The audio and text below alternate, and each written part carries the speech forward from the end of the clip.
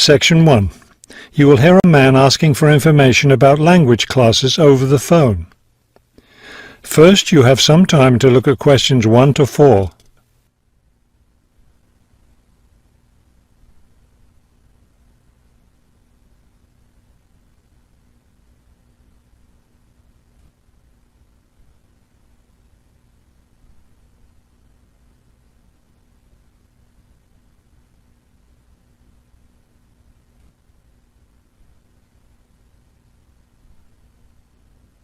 You will see that there is an example that has been done for you. On this occasion only, the conversation relating to this will be played first. Good morning, Globetrotters Language School. How may I help you? Yes, I was wondering if you could give me some information on language classes. The woman answers the phone. Globetrotters Language School. So the word Globetrotters has been written at the top of the form. Now we shall begin. You should answer the questions as you listen, because you will not hear the recording a second time. Listen carefully and answer questions 1 to 4. Good morning, Globetrotters Language School. How may I help you? Yes, I was wondering if you could give me some information on language classes. Certainly. What language are you interested in studying? Well, that's the thing. I'm interested in learning Japanese, but I'd also like to improve my Chinese. I don't know which to study right now. Maybe the class schedule will help you decide. Did you want to study in the morning, afternoon, or evening? I work in the evenings, so mornings or afternoons would be best. Then that decides it for you. We offer an advanced Chinese class, but it meets on Wednesday and Friday evenings. I couldn't do that. When do the Japanese classes meet? We have beginning Japanese on Tuesday and Thursday mornings. No, wait, that's intermediate Japanese. Which level do you want? Advanced? No, beginning. Definitely. I know some Chinese and some French, but I'm a real beginner with Japanese. Well then, are you free Monday, Wednesday and Friday mornings? That's when the beginning Japanese classes meet. We also have intermediate French on Friday mornings. I could do those mornings, but I'd prefer afternoon. Don't you have anything in the afternoon? We have intermediate Japanese class on Wednesday and Friday afternoons. I really need a beginner class. So I'll take the morning Japanese class. Could you give me an idea of the cost? What would be the tuition for the Japanese class? Before you hear the rest of the conversation, you have some time to look at questions 5 to 10.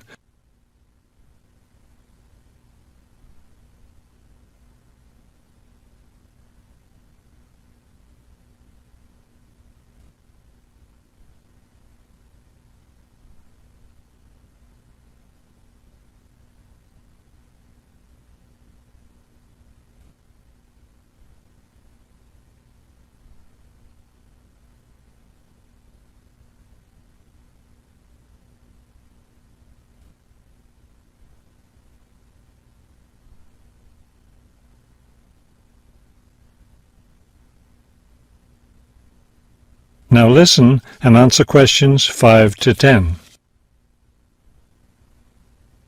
The beginning level classes meet 3 times a week, so they cost a bit more than the other levels. For a 6-week course, the cost would be $575. That's a bit steep. If it's hard for you to pay that much, you could sign up for just 4 weeks of class and pay $410, or you could pay for 1 week at a time at $125 a week. That comes out to be much more expensive once you add up all the weeks. That's true. You can save money by registering for 2 levels together. For example, pay for your beginning and intermediate classes now, and you'll get 12 weeks of class for just $1,050. That's not a bad deal, but I can't come up with that much money at once. I'll just pay for the 6-week course. Fine.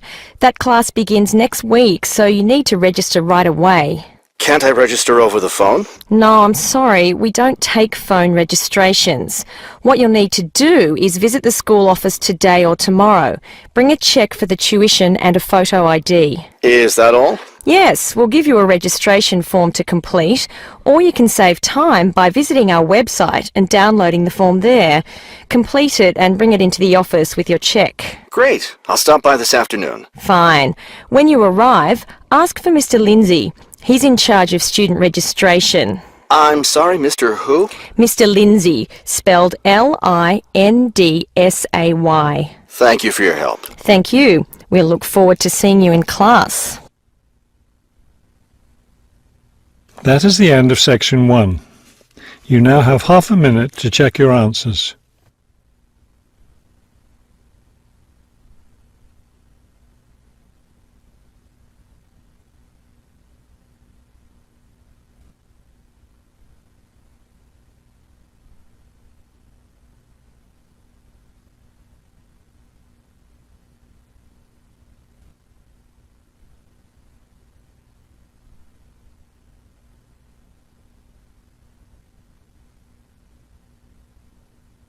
Now turn to section 2. Section 2. You will hear a tour guide giving information about a shopping district. First, you have some time to look at questions 11 to 15.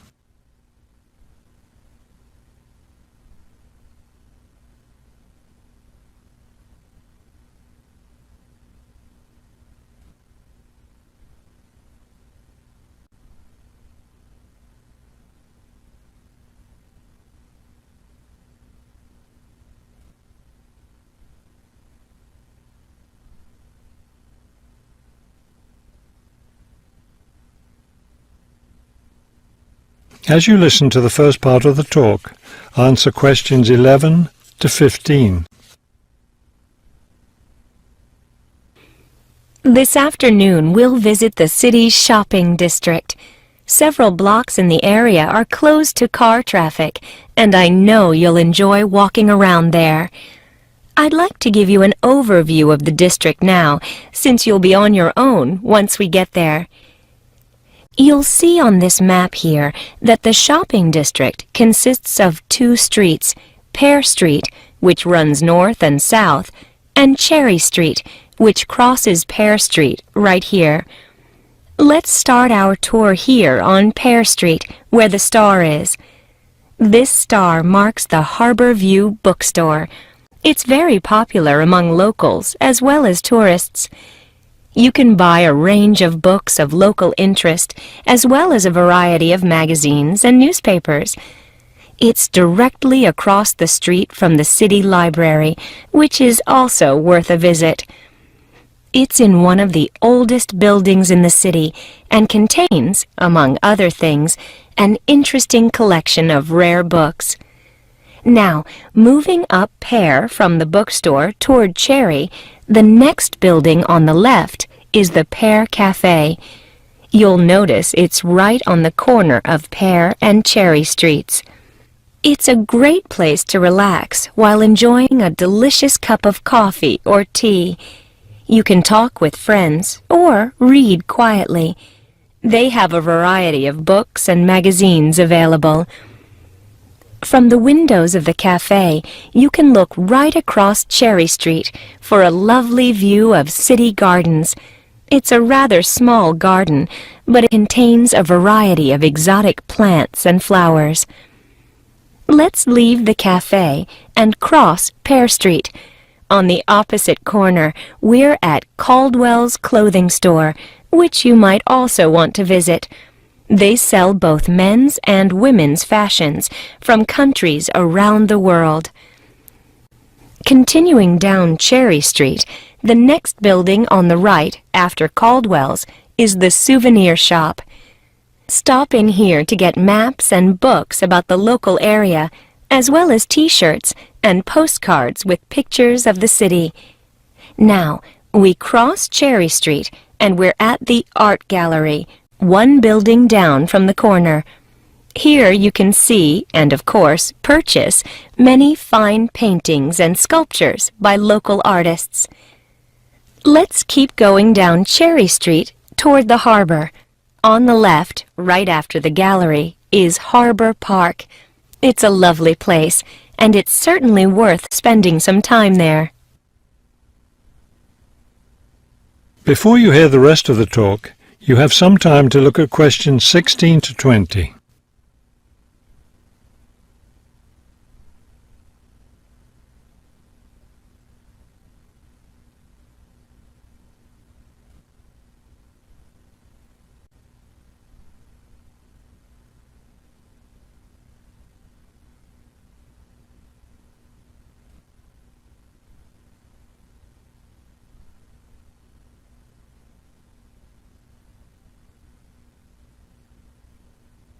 Now listen and answer questions 16 to 20.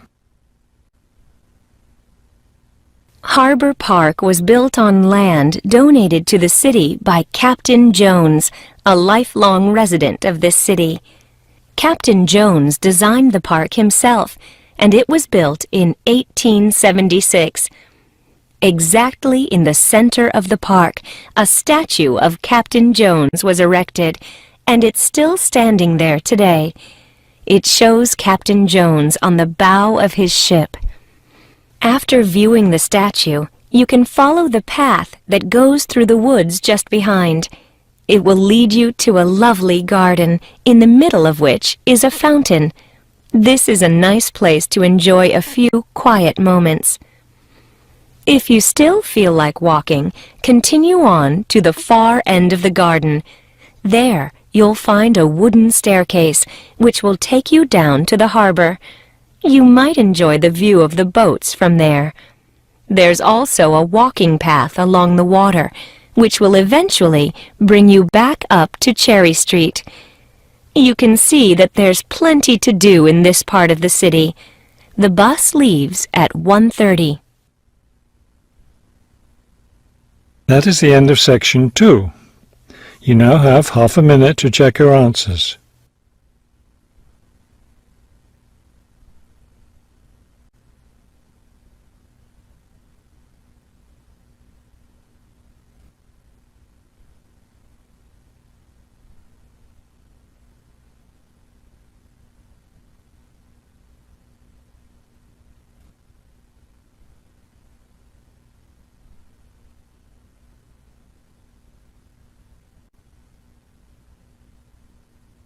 Now turn to section 3.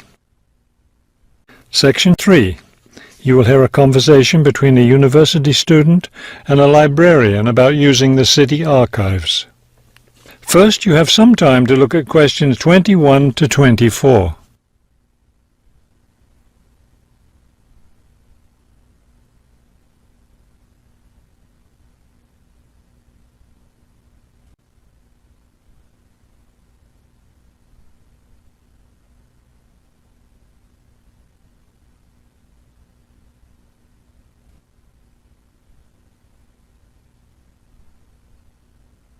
As you listen to the first part of the conversation, answer questions 21 to 24. Hello. I was wondering if you could give me some information about using the archives? I'd be happy to. Are you a resident of the city? Actually, I live just outside the city, but I study at the university downtown. That's fine. All you need to do is show your university identification card, and you can use the archives at no charge, as long as your ID card is current, of course. Yes, it's valid. So I don't have to pay anything? No, city residents pay an annual fee, but students can use the archives for free. Everyone else needs to get special permission from the director, but that doesn't apply to you, of course. Oh, good. I was also wondering about the schedule. I have classes every day, Monday through Friday, and I also have a part-time job, so I could really only use the archives on weekends. That's not a problem at all. We're open all weekend. Actually, the only day we're closed is Monday, so you can come any day, Tuesday through Sunday. Are you open in the evenings? Yes, we're open from 9:30 in the morning until 8:30 in the evening. That will fit my schedule well. Before you hear the rest of the conversation, you have some time to look at questions 25 to 30.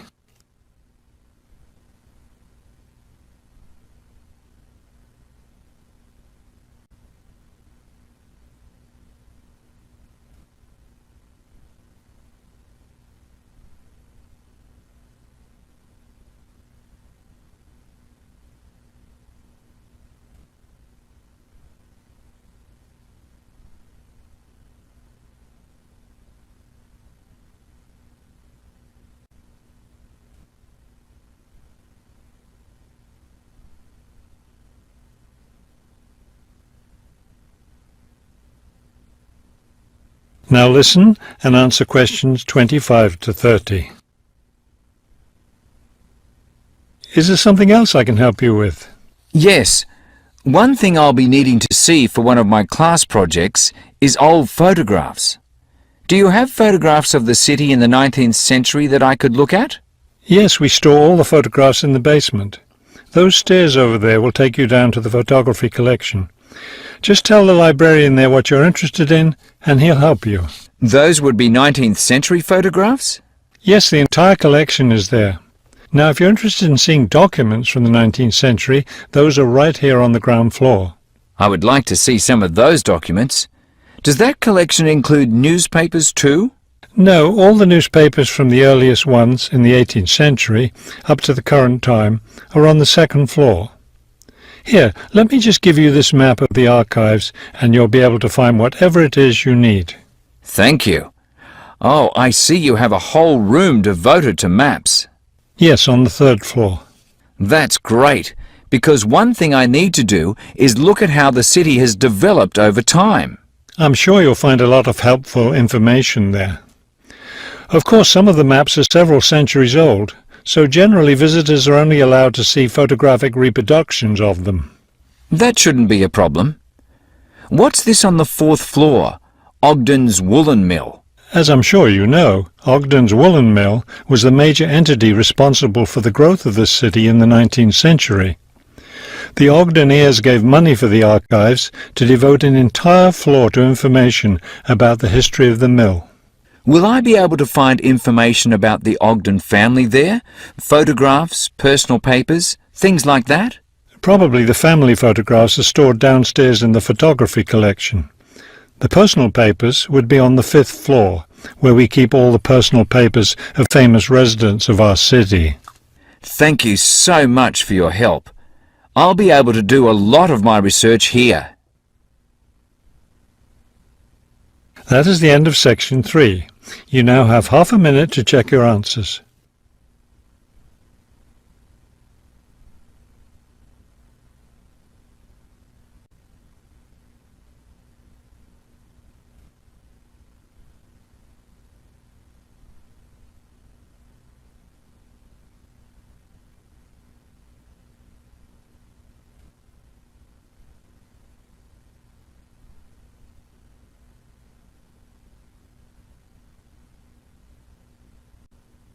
Now turn to section 4.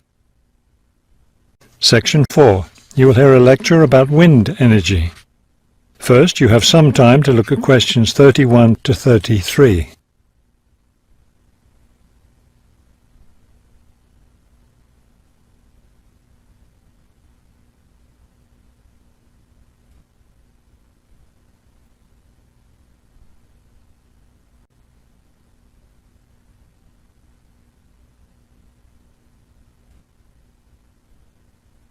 Now listen carefully and answer questions 31 to 33. With the rising cost of fossil fuels, there's a great deal of interest these days in developing alternative sources of energy. Today, I'd like to talk about one of these, wind power. In the past couple of decades, there's been an upsurge of interest in using the wind as a source of energy, but the idea isn't new at all. People have been harnessing the power of the wind for centuries, ever since ancient peoples first used sailboats. In ancient China, farmers used a rudimentary sort of windmill to pump water. Wind power was used in other parts of the ancient world as well. In Persia, for example, farmers used wind-powered mills to grind their grain. During the Middle Ages, in the Netherlands, people went back to the ancient idea of using the power of the wind to move water. They used windmills to drain lakes, thereby creating more land for farming. Before you hear the rest of the talk, you have some time to look at questions 34 to 40.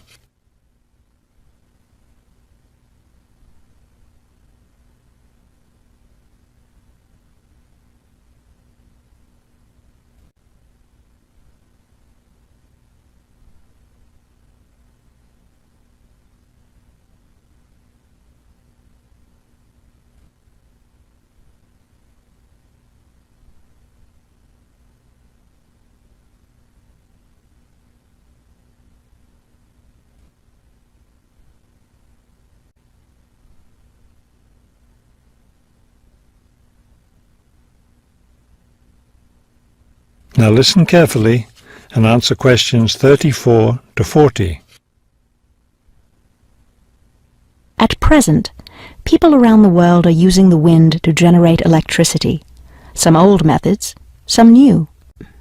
Is this the solution to our modern energy problems?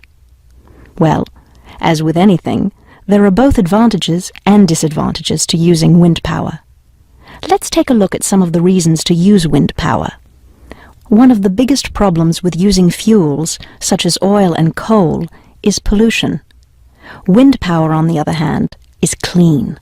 It causes no pollution and therefore doesn't contribute to global warming.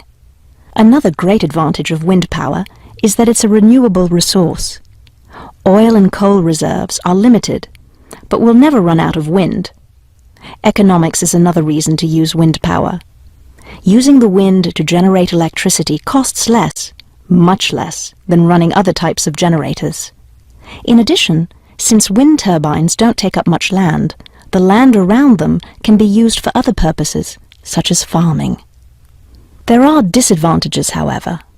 Even though generating electricity with wind is relatively inexpensive, the technology isn't cheap. The initial costs of setting up wind turbines can be quite high. Another issue is reliability. Wind doesn't blow at a constant strength. Therefore, at times, a lot of electricity can be produced, while at others there may be little or none. Wind turbines usually have to be located in rural areas where the land is open. Their distance from cities, where the most electricity is needed, is another issue. Although wind is considered to be a clean source of energy, wind turbines cause their own sort of pollution. Wind turbines are usually placed in high, open areas where they're easy to be seen. Rural residents often feel that the beautiful local scenery is spoiled by the sight of the wind turbines.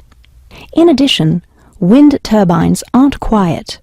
In fact, one wind turbine can produce as much noise as a car traveling at highway speeds.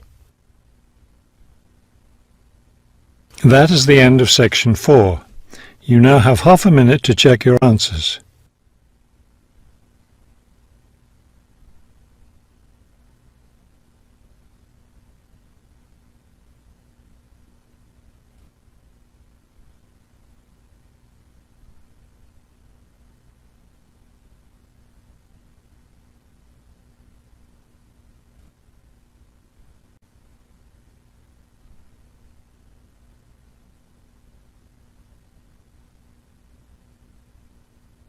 You will now have 10 minutes to transfer your answers to the listening answer sheet.